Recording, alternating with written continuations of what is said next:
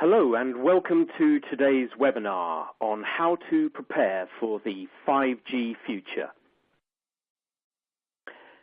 My name is Jeremy Cowan. I'm Editorial Director and co-founder of IoT Now, and it's my very great pleasure to be your moderator today. Thank you all for joining us wherever you are around the world. We've got a really topical discussion for you, brought to you with Sierra Wireless and Qualcomm Technologies. So the first thing to do is to welcome our speakers.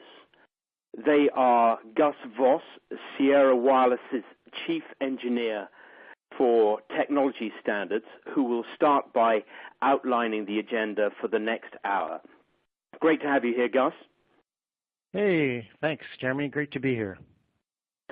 And I'm also delighted to introduce you to Rasmus Helber, who is Senior Director, Technical Marketing at Qualcomm Technologies. A warm welcome to you too, Rasmus. Thank you, Jeremy. It's great to be here. Now, don't forget, this webinar is being recorded, and tomorrow you can access the audio and slides via our website at iot-now.com.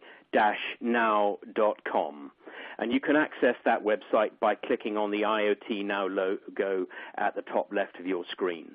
But for now, don't go anywhere. As with all our webinars, we really want to know what you think. So to answer that, there'll be a poll in a moment. And at the end, there's a chance for you to question both of our speakers.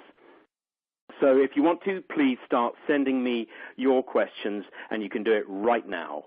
I'll put them to our panel at the end. All you have to do is click on the questions button and type yours into the window.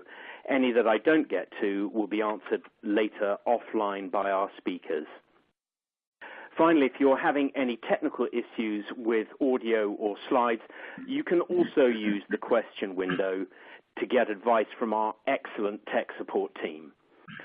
So today, we are looking into 5G and its role in the Internet of Things, or IoT. There's been a lot of hype around fifth-generation wireless communications. We aim to cut through this by describing what it can do for you and for your customers. First, let's hear the details of the agenda from Gus Voss. Gus, the floor is yours. Thank you so much, Jeremy. Well, it's a real pleasure to be able to talk to you guys today about the 5G future. I think we have a really interesting webinar today. It's a good mix of high-level content and some deeper technical content. So Rasmus is going to start us off with some high-level material covering the 5G vision that our companies share.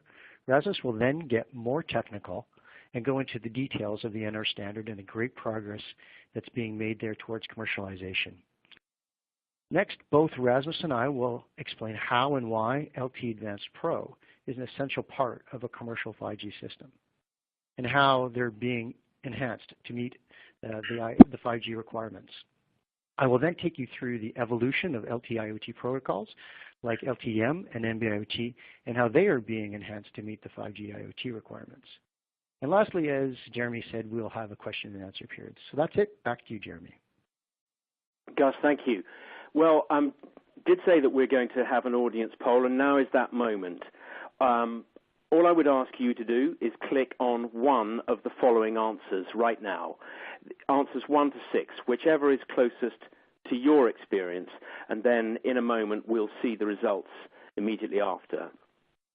Please remember your replies are, of course, anonymous.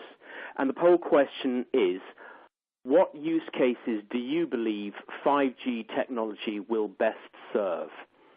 Is it 1, mobile broadband? And here we're thinking of smartphones, fixed wireless access, laptops. Is it 2, automotive? That's vehicle to anything, or infotainment, or safety. Is it 3, low complexity Internet of Things?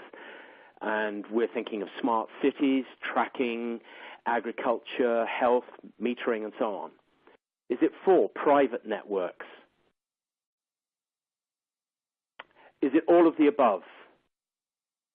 Or are we not sure? So we seem to have got ready. Let's go to the answers and see what we've got in. The overriding answer seems very sensibly to be all of the above. That would take into account the mobile broadband, automotive, low complexity IoT, and private networks. Coming to you first, Rasmus, was this what you were expecting?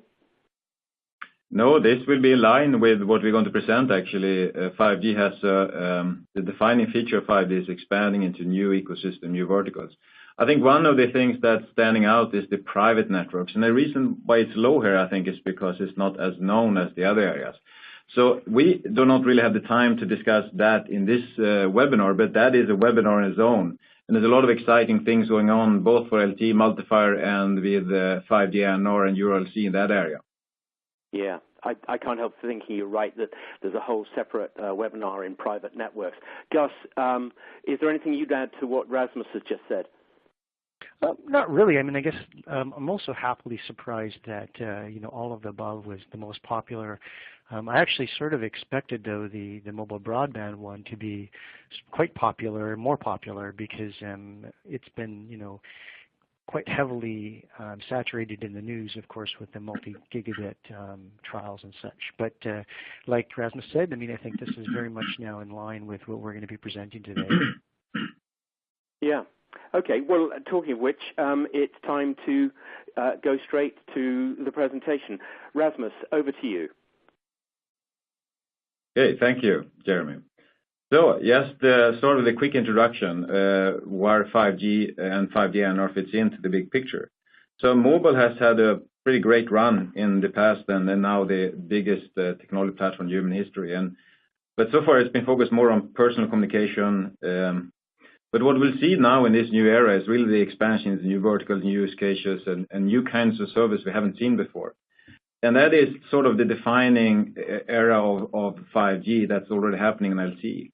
But if you look back at the history, and you saw that the previous generation generally focused more on limited set of use cases or particular services, like 2G was really making voice good with digital voice, some data services, 3G. The initial focus was expand on data services, but it was really with 4G where we made mobile broadband right with an all IP network. But that was really the focus. It was mobile broadband. That was focus of LTE and 4G when it came out. But what happened later on was the expansion to LTE Advanced Pro and so forth. And then we started to see this expansion into new verticals, the machine type communication, M2M, LTE-IT, unlicensed spectrum, automotive, and so forth, and broadcast.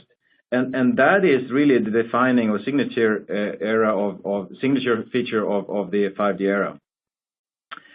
So now we are defining this new radio, 5G NR. So how does that fit into this picture? And what is the role then of LTE Advanced and LTE Advanced Pro in this era when that's already expanding into many of these new verticals? So let's look at the future of the ecosystem first and the expansion of the ecosystem. So this is another view in some sense of what I presented before. But the signature of the 5G era in some sense can be described as expansion of the mobile ecosystem further into new verticals like the automotive, or we discussed quickly on the private networks for the industrial IoT, new spectrum, not only the licensed band but also unlicensed spectrum, as well as across bands, really high bands like millimeter wave. So we're targeting really a broader set of spectrum in the past. But also enable new service and user experience. But this has already started with LTE Advanced. So if you look at this slide, we see that on the left side we have, for a long time, we focused on voice service and data services.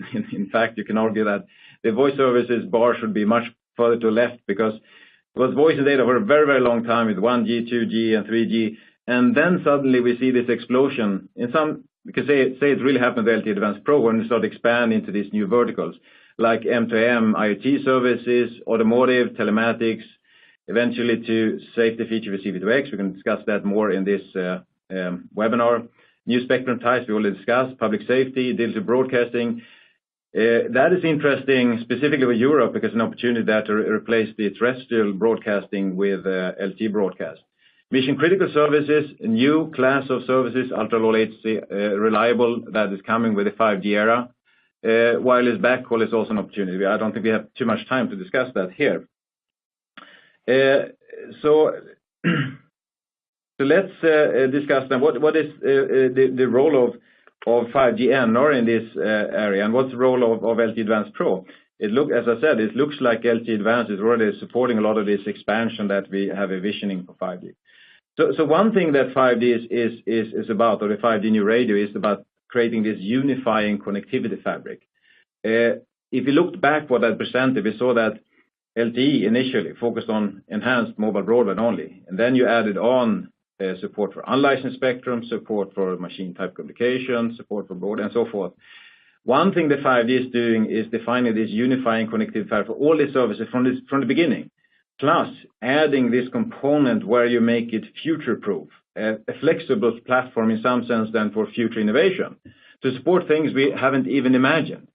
But initially, it's really focused on these three classes of services. But before we go there, we discuss the convergence of services, the spectrum types, and so forth. And it's important to point out we want to address then both the low bands with good coverage, like 600, 700 in US and EU, the mid bands. There's a lot of opportunities to get access to new spectrum around 3 gigahertz, like 3.5 gigahertz. And techniques like massive MIMO makes this useful. They haven't been really useful in previous generation. But also this opportunity to access these really high bands in a millimeter wave that previously was thought more for fixed wireless access, but now we have the ability to mobilize them also for the smartphone form factor. So one defining feature of 5G is also that this access to new, much more spectrum to get much more capacity. But if you look at these three classes of services, that's the main focus initially in some sense to define them, but you have this flexible platform to support service we haven't even imagined today.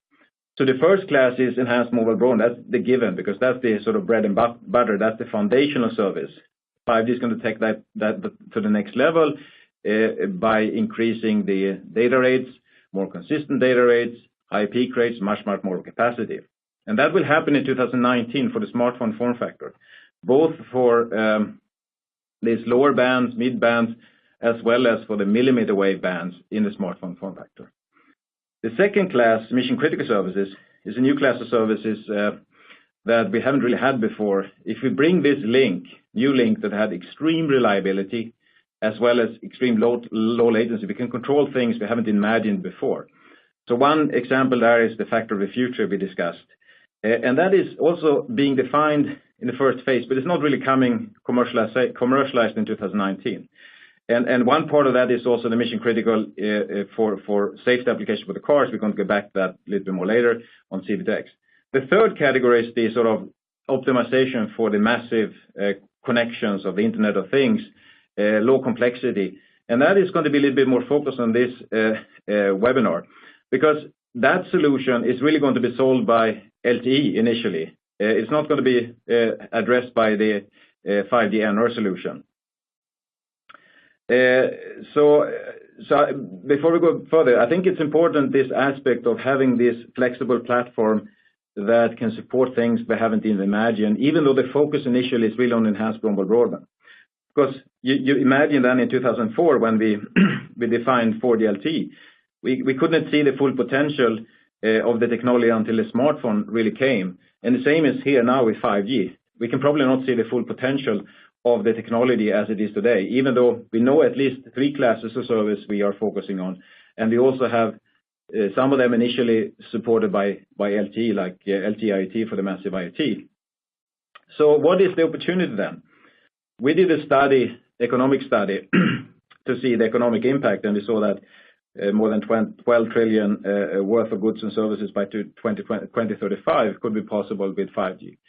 I'm not going to go over all these use cases. I think you've heard many of them before, but I think one interesting aspect is that these three classes of service we focus on initially, the enhanced mobile broadband, the mission critical, the massive IoT or machine type communication, machine to machine, is applicable to some use cases, all of them. Like if you talk about the autonomous factory of the future, you can have head-mounted displays with AR and VR for enhanced mobile broadband. You can also have mission-critical services that in 3GPP is called URLLC, Ultra Reliable Low Latency Connection, that could replace, for instance, Ethernet connections in the factories. You can have more flexible move around things. and as well as having the massive IT or LTE IT optimizations to connect the tons of sensors that are even battery powered. So obviously these three classes of service are applied maybe to multiple use cases. So we know that the first phase of 5G NR is going to focus on enhanced mobile broadband, and that could be used for also IoT applications, but the initial focus where you have the biggest scale is going to be for the smartphone. So we decided to ask consumers, why do they need 5G, or what do you think about 5G? So since they are ultimately going to buy the first phase of 5G NR. So we worked together with Nokia. We also have a white paper on this that could be interesting. I think there's a link at the bottom here where you can see this white paper. We discussed the need for 5G NR in 2019. But we asked consumers around the world, around 6,000, to get a view on 5G. It was actually funny that 50% of the respondents already knew about 5G before we had the survey. The guys that didn't know about 5G told them what 5G was, so we can get an answer. But 86% would like to have fast connection in the next smartphone. And 50% were actually likely to purchase a phone that supports 5G when available and are willing to pay more for it. So there's definitely the need for 5G. And top 5 reasons are listed below here, the speed and latency and so forth. But another thing that was interesting in this study was that it really showed that what consumers want is to solve their pain points today. So they were not maybe so exciting about futuristic applications. It was more about making their existing applications better than they see today. And one thing they mentioned was they didn't want to have the hassle of logging into public Wi-Fi's all the time. So if 5G could provide this ubiquitous coverage, seamless everywhere, they would love that. So the first focus is really on enhanced mobile broadband, and what 5G gives is an enhanced user experience because you have access to this huge amount of spectrums, especially in these higher bands and including millimeter wave. If you go up to millimeter wave, you can have chunks of spectrum up to 400, 800, which means that you can get significant peak data rates as well as a lot of capacity. So one aspect is to provide these higher real-world speeds of 100 megabits and beyond. If you have a lot of users and share the spectrum, the data rate goes down. So the more spectrum you have, obviously, the higher data rates you can get. And this access to spectrum provides much more capacity. We lower the latency for interactive immersive content. One thing here is interesting that we're focusing here on the air interface latency. There's also effort then you have to do on the low latency to reduce in the core network with edge content and so forth.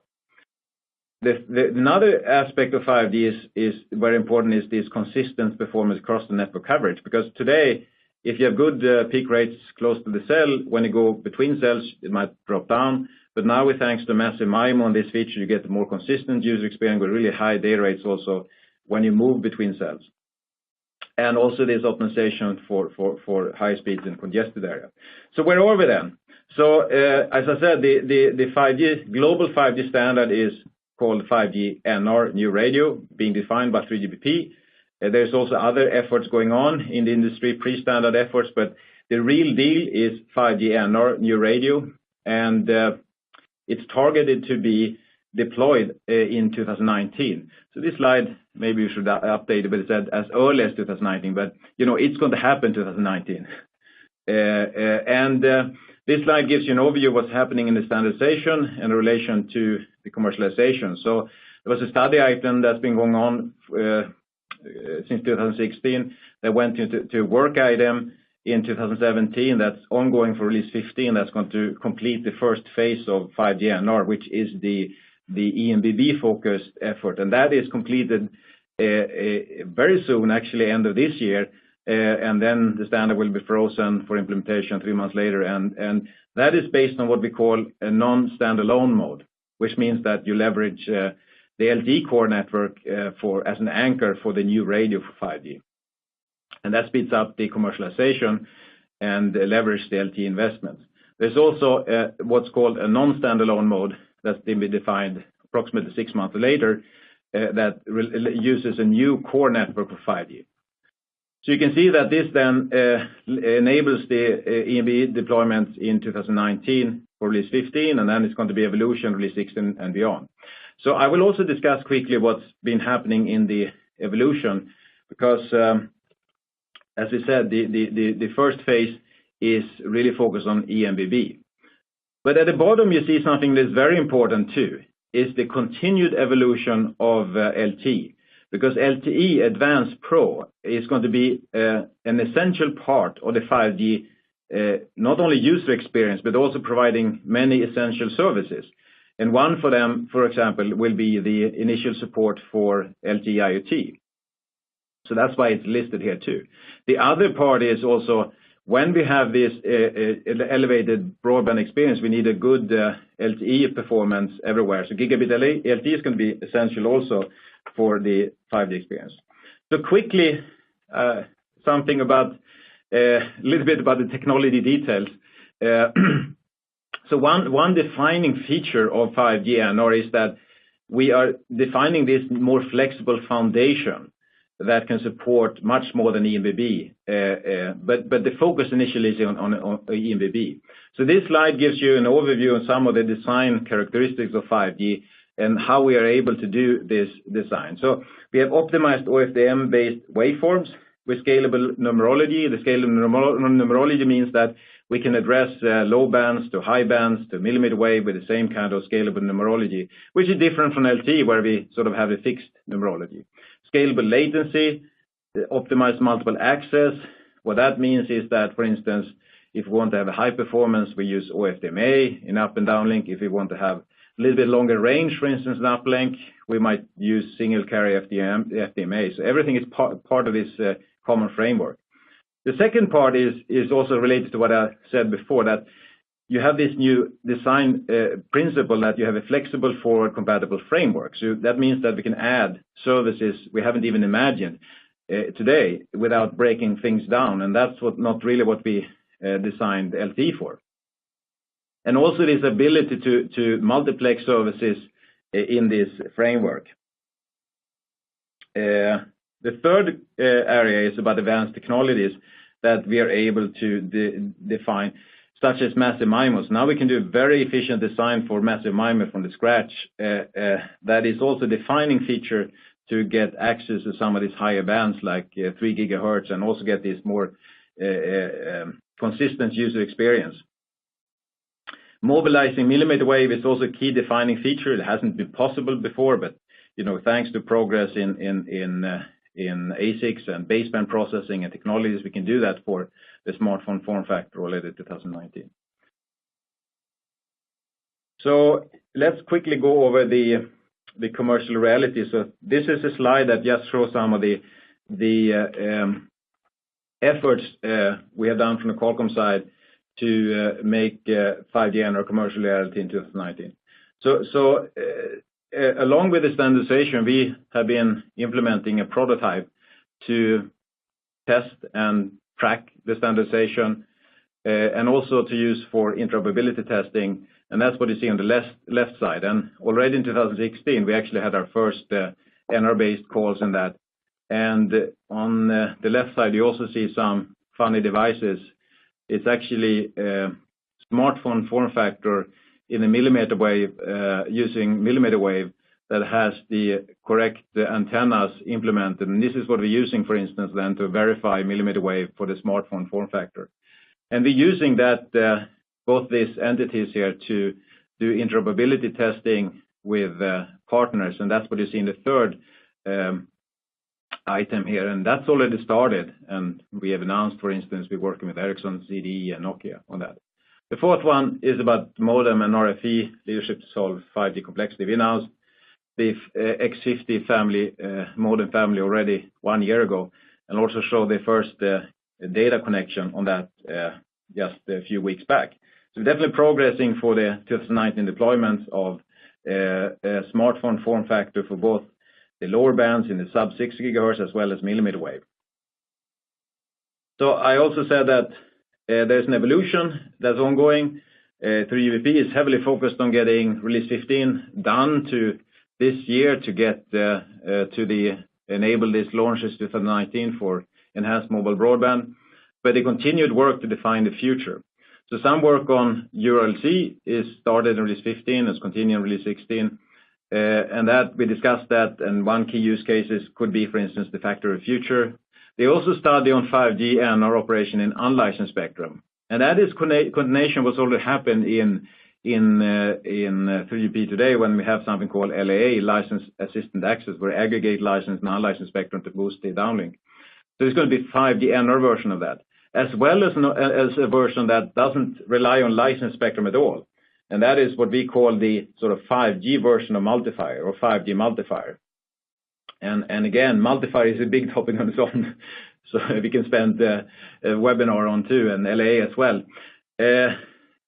But some other areas here I think we should discuss quickly maybe is the evolution of 5G NR for CV2X communication. So we actually have a slide on that to see what's happening today, but to show how LTE Advanced is setting up what's happening today. But before we go there, just quickly look at what defines 5G and the role of LTE in this scenario. So LTE advancement are establishing the foundation 5. They are essential to the 5G user experience, and they're providing many essential services from day one. And what we have today, and one point in that is when 3GPP is going to submit the proposal for the ITU's effort called IMT 2020, that's sort of the formal approval to be called 5G technology. It's not only going to be this new radio that's going to be submitted, it's going to be the LTE Advanced Pro. So the combined package is going to be submitted to meet the 5G requirements.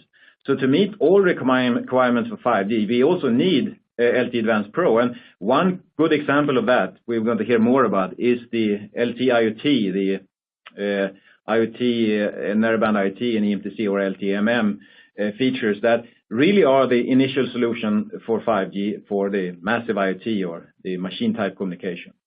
So if you look what happened here on LTE Advanced Pro, we have release 13 today, the left part here, and many of these or most of these features are already commercialized. We have gigabit LTE being deployed globally, LAA being deployed globally, EMC or LTE-M narrowband IoT is being good traction. We can see traction later on.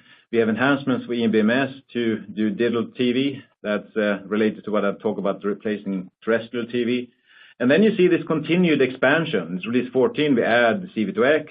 Release 15, we continue to enhance and add ultra-low latency drone communications.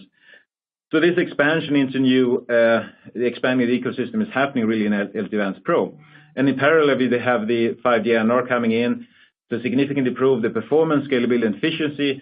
So when you do this new radio design, you can do things better than you did in LTE. So you expect then you can lower the cost per bit, you can lower the power consumption and increase the efficiency, reduce the size, do better design of everything, as well as having this flexible framework and support services we haven't even imagined today.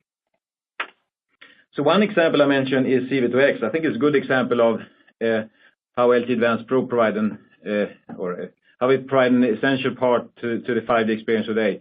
And Cellular V2X is a feature that may be misunderstood too, because most of the other features I talked about today are network-based. It means that you have a base station and you have a device, and the network from the base station or the macro or the antenna is communicating to you directly to send you data or you send data back. The most defining features of CV2X is actually going device to device directly between the cars and infrastructure. So they're using dedicated spectrum, it's called ITS spectrum in 5.9, to communicate directly between cars and infrastructure and pedestrian to enhance safety. So you can see it as an additional sensor. The autonomous car of the future is going to have a camera, it's going to have LiDAR and radar. LiDAR maybe not the initial because it's more costly, but radar and camera at least. And these cannot see beyond corners, they cannot see beyond the cars and so forth. So the CV2X sensor is a sensor that sees beyond line of sight, beyond corners and longer distances, an additional sensor to enhance the safety, to exchange information about safety information, as well as to roadside equipments like traffic signals and pedestrians or bicyclists, but of course also having this network component too. So CV2X specification will complete in March this year. There's a broad industry support. We have announced multiple trials. and we also announced the first solution on that. And again, this is like a huge topic on its own, like a webinar on its own again. Before I hand over to Gus, I also want to bring up another feature on that exemplifies the essential role of 5G to the 5G mobile experience, and that is gigabit LTE. So this slide maybe gives you a good example of how 5G NR is going to be deployed. You have the ubiquitous LTE coverage everywhere, and it provides essential service like gigabit LTE VoLTE. You can also, in this case, bring in LTE IoT in this sense too, but this slide is focused more on broadband. Then you have, in dense urban areas, you have the NR deployment, millimeter wave for the smartphone form factor. And the sub 6 gigahertz and even lower, if you go down to 600, 700 megahertz, you can actually have better coverage on the 5G NR. But the NR millimeter wave is definitely going to be a little bit more limited in dense urban areas. So here we have something very exciting studies we did. So I encourage you all to check it out. So there's a lot of misconception about millimeter wave, and it doesn't work because the propagation is bad. Yes, the propagation is not that great. But what we did, we went to big cities around the world. We looked at existing sites mobile operators have today. We look at one mobile operator for either macros or small cells. And then we put a millimeter wave base station at the existing locations. And we show that you can get a really good coverage in the downlink of millimeter wave by just using the existing sites. So in some of the cities, we get up to 80% coverage using existing sites. So that shows that millimeter wave is a feasible solution by co-siting existing sites for boosting the capacity in mobile networks. Millimeter wave doesn't really propagate indoors, but if you offload the outdoor experience, you have also lower spectrum bands that can penetrate the indoor and serve indoor users even better. So it benefits all users. So that was my part, and then I will hand over to Gus about the path to gigabit LTE. All right. Thank you so much, Rasmus. So yeah, the path to gigabit LTE, Rasmus very much articulated the need here for LTE Advanced Pro supporting gigabit. So here we have some Sierra Wireless products. These are embedded modules in the M.2 form factor that use the Qualcomm chipsets. On the left we have our EM74 series, which is the first commercial Category 6 module. And in the middle we have our recently announced EM75 series, which is the first LTE Advanced Pro module on the market, supporting 600 megabits. It also supports 24 bands, including the 5 gig unlicensed band for LAA support, as well as CBRS bands and public safety bands. So as you can see, Sierra has got a long history of being first to market in this area, and with the help of Qualcomm, we certainly plan to be first with a multi-gigabit module in the near future. And as Rasmus mentioned, multi-gigabit LTE Advanced Pro support is an essential component in a 5G system, so it offers that consistent user experience when NR is not available. Okay, so let's move away from the high-end LTE Advanced Pro to the low complexity, the massive Internet of Things, which we're calling LTE IoT. To effectively connect the Internet of Things, we realized that we needed to evolve traditional LTE into technology that focused on these 4 pillars, which are keys to address the needs of IoT applications. I call these pillars the 4 C's. We've got coverage, capacity, current, and complexity. High coverage is really important for IoT applications because unlike smartphones, IoT devices obviously need to be located where the sensor, the meter, the equipment is located. And sometimes this equipment is deep in basements or even underground. And of course, in these cases, coverage is really, really challenging. Low current is important because unlike smartphones, we expect battery life of IoT devices to last years, 10 years, and not days. And so to accomplish this, we need to be really, really careful with the LTE IoT technologies to optimize signaling and provide a lot more opportunities for devices to go to sleep, to deep sleeps. Low complexity, obviously, the cost side is important here too. We want to reach the massive economies of scale. So we needed to remove some complexity out of the device to make the device simpler to build. But we also need to make the device a lot simpler to use and for our customers as well. And lastly, high capacity. We have a new requirement, a new 5G requirement here that is quite lofty. We want to be able to support 1 million devices per square kilometer. So this is a lot more dense than we've done before. And so again, to accomplish this, we need to really reduce signaling overhead, as well as, of course, keep an eye on spectral efficiency. So let's look at some LTE IoT variants. We have Category 1. We have Category M1, which is also called LTE-M, or EMTC, stands for Enhanced Machine Type Communications. And lastly, we have Category NB1, or called NB-IoT. So Category 1 was the original LTE-IoT variant, which was introduced back in Release 8. But it does lack a few key features that LTE-M and NB-IoT enjoy. One of the most important is the low complexity side. And the low complexity is made possible by a few key things. The first one is the lowering of data rates and bandwidth. Now this obviously lowers the memory size and the processing requirements for the baseband processing. But the radio side is also really important, and there's two key features that help reduce the radio. The first one is half duplex. It's probably the most important because it allows new radio architectures to be used, like Solace radios. So for example, for the price of 2 traditional LTE bands, a Solace radio can support 20 bands for the same cost. So a huge decrease in complexity there. And lastly, we have single antenna. It's also key because it not only reduces the complexity of the device, the LTE-IoT cellular modem, it also significantly simplifies the customer integration because they no longer need to create 2 antennas. So let's look a little closer at LTE-M and NB-IoT. There's some similarities here. Both technologies were standardized in Release 13. Both technologies were designed and do a great job of meeting those 4 core requirements, the 4 C's, the low current, the high coverage, the high capacity, and low complexity, but there are some differences.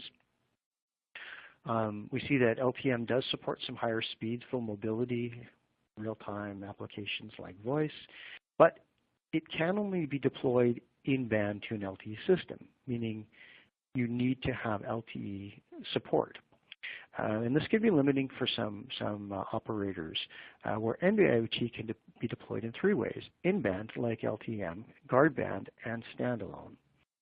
Standalone is the most important here, I think, because it allows operators to refarm a GSM channel, a single 200 kHz GSM channel, to deploy NB-IoT. So they no longer need to have to deploy LTE ubiquitously.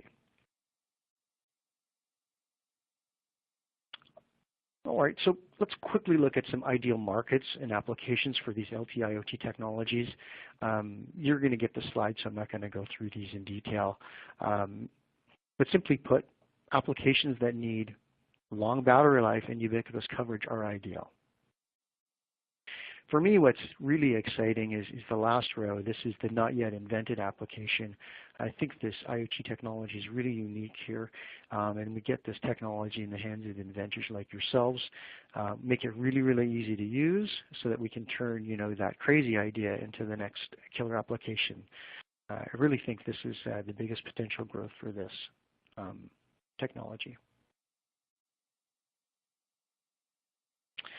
And this technology has huge commercial momentum right now. This slide is showing that over 35 mobile operators have committed to deploy this technology. And these are just small localized deployments. These are mostly nationwide deployments in huge countries like United States, Australia, Canada, China. And so we're not talking about a few thousand base stations that'll be supporting this technology. We're talking about 100,000s, even maybe up to 1 million base stations that will be software upgraded to support LTE-M and NB-IoT.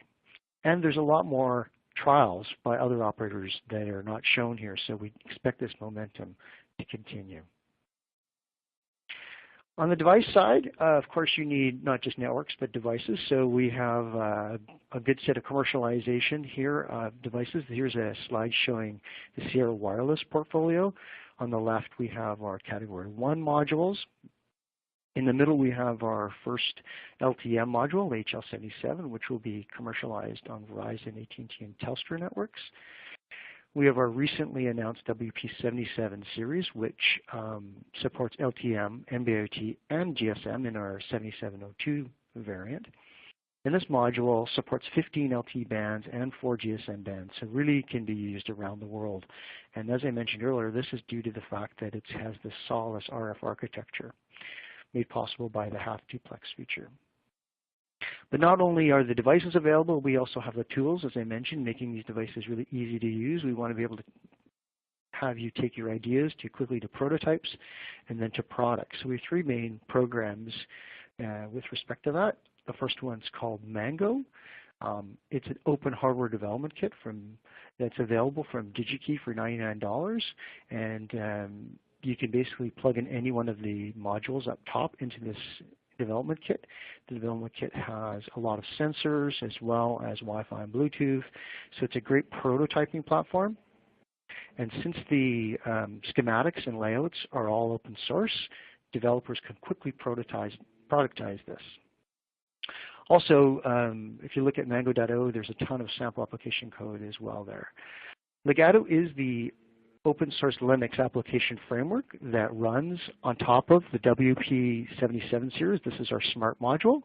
So Legato obviously provides a well-known operating system, Linux, as well as very easy to use APIs.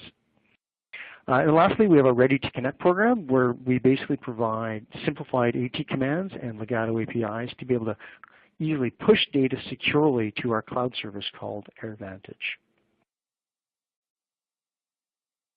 Okay, so that's sort of where we are with commercialization of Release 13. There's a huge, of course, evolution in this technology. Beyond Release 13, we have Release 14, which has been completed by 3GPP. It was done in June this year. Now keep in mind, these dates at the bottom here are when the standard was frozen, and we need about a year to get commercial products out. So we'll see Release 14 devices mid-next year. The improvements in Release 14 that we saw were support of multicasting. So this is also called single cell push to multipoint, or point to multipoint, sorry. And it's useful for when you want to send a lot of data, for example, as a firmware download. So it makes it much more efficient on the network side to do things like that. Network-based positioning. So we now have technologies like observed time difference of arrival techniques that we can use here. Higher data rates, quite a big focus in Release 14 to improve data rates. We pretty much doubled them for both LTM and NB-IoT. For LTM, we did this by increasing the uplink transport block size, and in the downlink, we improved subframe utilization through the use of ACK bundling.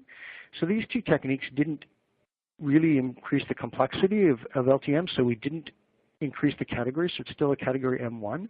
For NB-IoT, with the changes did add complexity because we needed more memory for the higher speeds. So we have a category NB1 for those high speeds in NB-IoT. And lastly, we had VoLTE, which is for LTM, and it improves coverage and, again, the subframe utilization. But really what I wanted to talk to you guys today about was Release 15. I mean, this is what 3GPP is working on right now, and it very much relates to 5G. 3GPP made a very key decision in this release.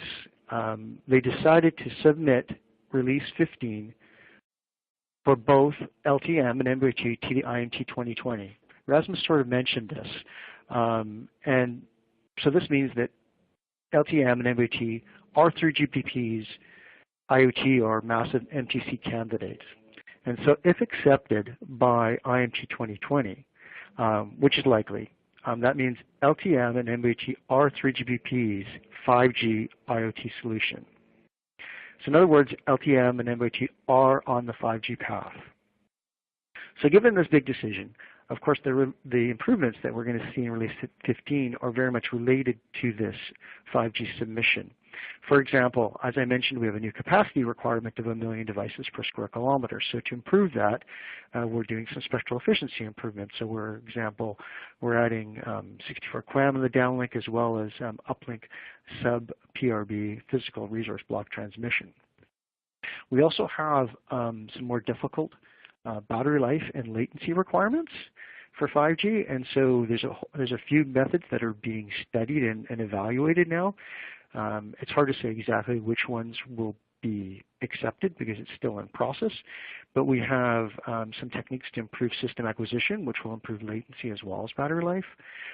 Early data transmission allows us to send data much quicker. So in release 14, we have to send the data in the 5th message. With early data transmission, we can send data as early as the 3rd message. So we save both signaling and battery life. And lastly, we have a wake-up radio, which is used to improve the idle mode. So this is when you're waiting for downlink transmissions. All right, so also we have Multiplier Alliance, which will be releasing version 1.1 in about the same time frame as release 15. So I wanted to talk about that a bit as well. So what's interesting is the version 1.1 will now support LTM and NB-IoT. So as Rasmus mentioned, Multiplier allows us the ability to deploy a system entirely in unlicensed spectrum. So that's different than the licensed assisted access, right, the LLA, because that does require a carrier in the licensed band. So with Multiplier, the customers can run their own private network entirely in an unlicensed band. So that means the customer can provide local coverage, for example, in a campus or factory, warehouse, airport, or mine. So this is quite an exciting new market for LTM and NB-IoT. But the key message on this slide that I really want to emphasize, again, is that LTM and NB-IoT will be submitted by 3GPP as the 5G IoT solution. Okay, I wanted to talk a little bit about the coexistence, the way NR and LTE-IoT technologies will be deployed together, because this is very different than the technology examples like 3G to 4G, where there was this hard definition between 3G and 4G, where you could only run one of the technologies in the spectrum at a time. This is not the case for NR and LTE-IoT technologies. They can coexist in the same spectrum at virtually the same time, and this is what the picture is trying to show there. The base station can very dynamically, on a millisecond by millisecond basis, decide whether to schedule NR traffic or LTE-IoT traffic. And this is possible because NR and LTE-IoT technologies all share the same OFDMA structure. It's also helpful that 50 kilohertz subcarrier numerology is supported by both. Also, NR, we're specifying a very flexible avoidance mechanism in NR, where the NR devices are told exactly where the legacy LTE broadcasted signals, like the CRS, the cell-specific reference signal, are located, so that NR traffic can be rate matched very efficiently around any of those LTE resources. So this means that there's no need for refarming here, and there's no need for dedicated spectrum between these two, which makes it much easier to deploy these technologies together. Also, LTE and NB-IoT are basically radio access network technologies. So that means that they're core network agnostic. And this is important because 3GPP is developing a new core network. It's called the 5G core network, unsurprisingly. And this will, of course, connect to the NR radio access technology, but will also connect to the LTE-IoT technologies. So this means that LTE-IoT technologies can also take advantage of this new core network. And it has enhancements such as better network slicing, better virtualization, and some improved security. But more importantly, what it means is when an operator wants to transition to the new core, they don't need to keep the legacy core around. They can transition their LTE-IoT traffic to the new core. So there's never a need for an operator to need two cores. Okay, so let's look into the future a little bit. We have two interesting technologies. One called grant-free, one's called mesh networking. So these are being looked at by 3GPP as potentials into Release 16, though they are applicable to both LTE-IoT as well as 5G NR. Grant-free uplink will use an encoding method called NOMA, non-orthogonal multiple access, which hugely increases resource pool, which means that we can use contentious-based access schemes, which means we don't need resources. So all of this is great, but there's a price to pay, and that is in the base station complexity, which is okay for IoT because it still means the devices are simple. Luckily, the encoding of NOMA is quite simple. Mesh is another area that we're looking at, and it's going to be used to extend coverage, so out-of-coverage devices can connect directly to devices in coverage and relay that data back.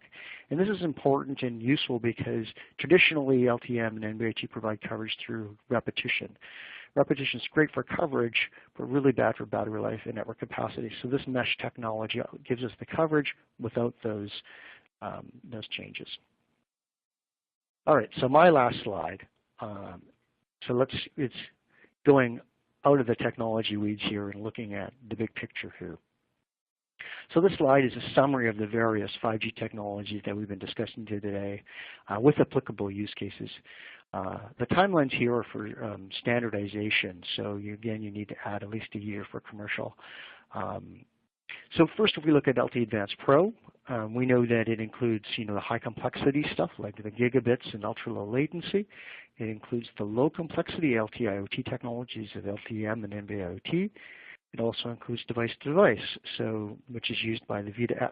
So it's not surprising that LTE Advanced Pro does cover a very wide range of use cases, but not private networking. Private networking is covered by the multiplier.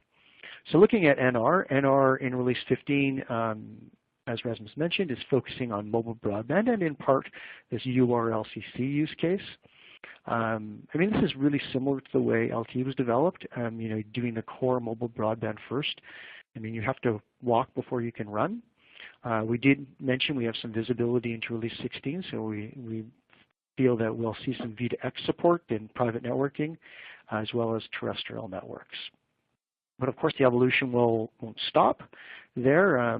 There's a lot more that will happen for all of these technologies beyond Release 16, but without a crystal ball, it's a little early to make any Release 17 predictions. So that's it for me. I'll hand it over to you, Rasmus, to summarize. Thank you. Okay, I think we have limited time for questions. I think we actually skip this slide and we go straight over the questions because I know there's tons of questions. Okay, let's go straight to the questions, and thanks very much, Gus and Rasmus. The questions have been coming in at a rate of knots. So the first one I wanted to put to you both is, really it's a baseline question. What infrastructure needs to be deployed for 5G rollout? Can I start with you, Gus? Okay. Yeah, sure. Again, we have two models that can be rolled out. We have this NSA, the non-standalone, and then we have the standalone. So it's quite different on the two. So let's talk about non-standalone first. We obviously need to deploy some base stations for NR, right? But as Rasmus mentioned, whether we need to deploy new cell sites is uncertain. For the LTE Advanced Pro, it's a bit early to say whether that would be a software upgrade. For the NR, especially at millimeter waves, obviously there's a hardware change that would need to be made there. But generally speaking, these two technologies, LTE Advanced Pro and NR, in the non-standalone mode are connected through dual connectivity, which means that the changes can be localized to the base station, meaning there's no huge core network changes required. For the standalone mode, you would have to, of course, deploy a whole new core network. So I will leave it at that. Thanks. Rasmus, anything that you'd add to that, or do you want me to pass on to the next question? Yeah, go to the next one so we get some questions. Okay. A very topical issue here. Somebody's saying, what are the security risks associated with 5G? Rasmus, would you take that? We continue to enhance the security with what we have already, strong security in LTE. I don't know exactly what the premises of this question is. Yeah, there's not a lot to go on there, but if there's anything that you think that immediately comes to mind that concerns you, now is probably the time, but we can always press on if you need more information. We could go to another question. I could add a little bit there. I think there's probably a little confusion here too, right? And I think when we talk about IoT security, in general, the underlying radio access network technology is quite secure. It's actually the surrounding operating systems and stuff like that that are generally the weakest points. And I'm not going to go into this in detail, but of course Sierra Wireless has a lot of programs with respect to improving that security. I did mention the Ready to Connect, where we do offer these strong APIs to kind of make sure that they handle these security issues. That being said, there is some improvements in 5G for security as well on the core network side, but that is quite detailed to go into with just a short answer. Rasmus, a question for you from an Indian delegate. Will 5G be suitable for battery-operated devices in IoT? I know this has been touched on, but can you expand a little?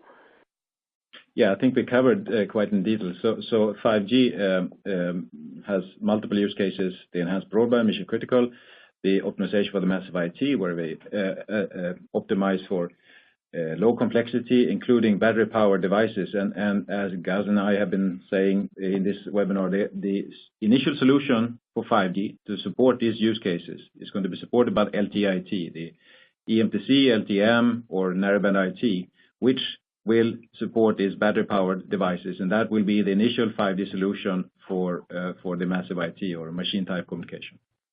Yeah.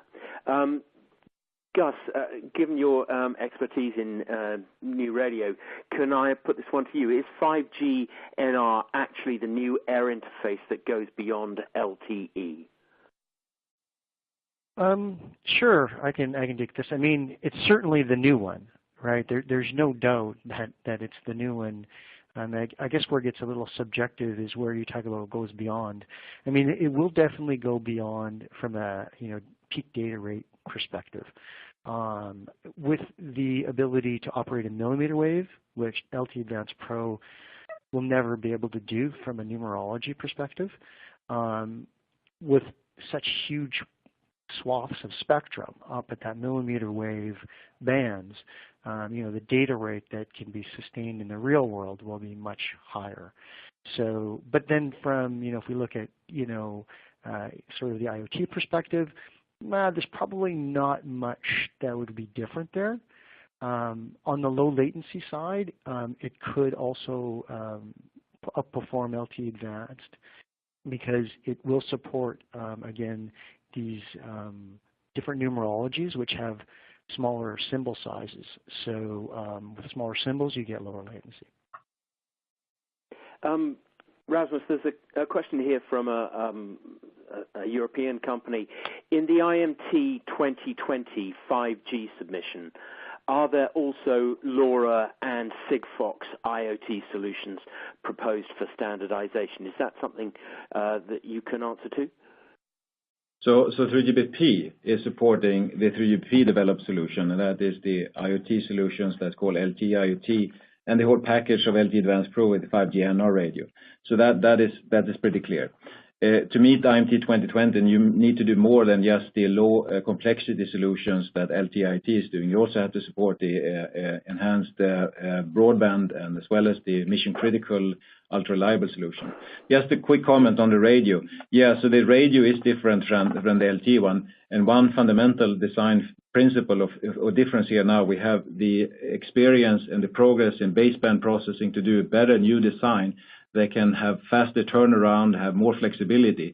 So fundamentally, we have a more future-proof radio that can be this platform for future innovation, support the services that LTE does, but even more better, but also support the unknown. So fundamentally, it has a lot of benefits beyond just services in terms of also energy efficiency and power consumption and so forth. That seems pretty comprehensive. Thank you. Given the time constraints, I'm going to move straight on to the next question. Gus, can I put this one to you? The questioner says, I understand 5G requires beamforming antennas. When do you expect that to be available in a smartphone form factor?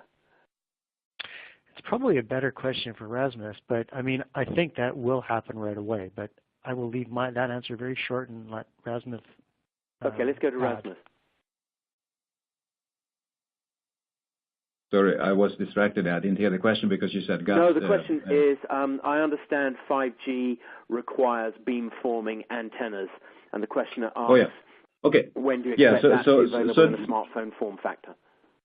Oh yeah, so it depends on the spectrum band. So if you look at the key opportunity with 5G, one is the access to higher bands, and if you look at the bands in 6 gigahertz, for instance, or 3.5.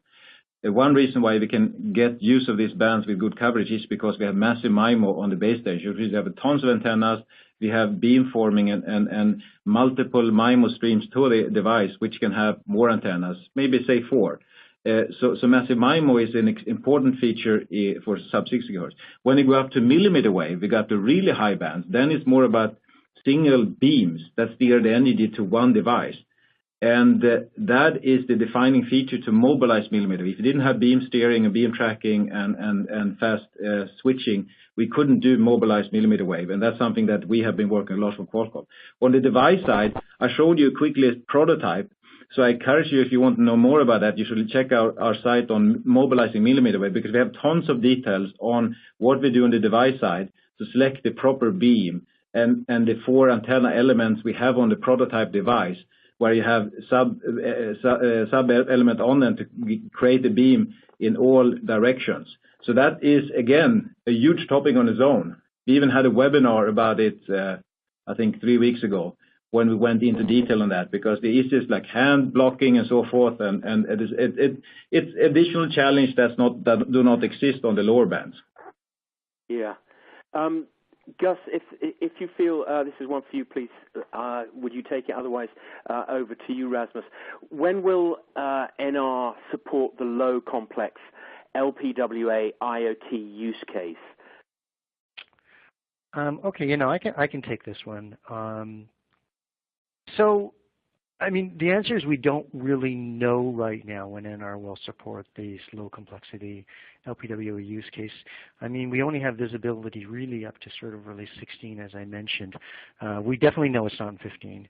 It's to me, my opinion is 99% sure we're not doing it in release 16. We have a whole lot of other priorities. V2X, satellite, uplink grant, integrated backhaul positioning, voice enhancements, lots of things that we need in release 16, probably before that. So release 17 is probably the first opportunity where we could start thinking about a low complexity NR solution, and the standardized schedule for that isn't set yet, but likely would be sort of late 2021. Which means you're going to see, commercial 2022 kind of stuff. So it's so far away. I think that, this is why 3GPP chose the LTE-M and MBAT to be the 5G solution. So it really is, what we're focusing on 3GPP right now. Well, we're running out of time, so I'm going to make this the last question and ask you both if you both want to speak to this, to keep it as brief as you can. The questioner asks, and I know, again, you touched on this, Gus, do you think the multi-fire work will be brought into 3GPP? Can you just clarify that for our questioner? So, I can give my view. So it is in fact happening, you can say, because I showed a slide about the evolution of release 16 items, study items that started now. So there is going to be a standalone version of 5G NR that in fact is 5G multifier, because it's using the 5G NR solution, and the Multifier Alliance will continue to drive commercialization as well as certification process, while the standardization of the 5G version of multifier takes place in 3GPP. The LTE version was defined by the Multifier Alliance because it wasn't possible to do it in 3GPP, but that is not the case then for 5G, where it's actually going to start soon. Understood. So, fully agree with that. Yeah, the 5G NR We're very supportive of that work, and we have been all along. Unfortunately, like Rasmus said, the LTE work could not be done in 3GPP due to political reasons. So we doing this work in a parallel organization, the Multi-Fire Alliance. So yeah, the NR, there's no question, that's already in 3GPP. Whether LTE portion will be brought into 3GPP, I actually think there's a high likelihood. Maybe release 16 or 17. It's hard to say, but I think that that there's a possibility there. Yeah. Well, gentlemen, thank you for taking all the questions. There are more, and sadly we have run out of time. The aim of the webinar has been to try and help everyone prepare for 5G. We've heard about the evolutionary path from 4G LTE to 5G and about the applications best suited to 5G LTE and 5G new radio, and of course about the timeline that the industry faces, and in the discussions we've talked through some of the challenges. I'd love to give the questioners more time, but we are out of time, and now it's just a case of me asking you not to forget to bookmark our website at iotnow.com. You'll always find the latest news there, and there'll be videos, blogs, events, and interviews. And of course, as I mentioned earlier, you can stream this webinar from the site tomorrow. It just remains for me to say a huge thank you to our speakers, Gus Voss of Sierra Wireless. Thank you, Gus. Thank you for having me. And to Rasmus Helbo of Qualcomm Technologies. It was great to have you here, Rasmus. Thank you. Thank you. Most of all, ladies and gentlemen, I want to thank you for joining us around the world. Keep safe, and we really appreciate the time you spent with us. From everyone here at IoT Now, enjoy the rest of your day. Bye for now.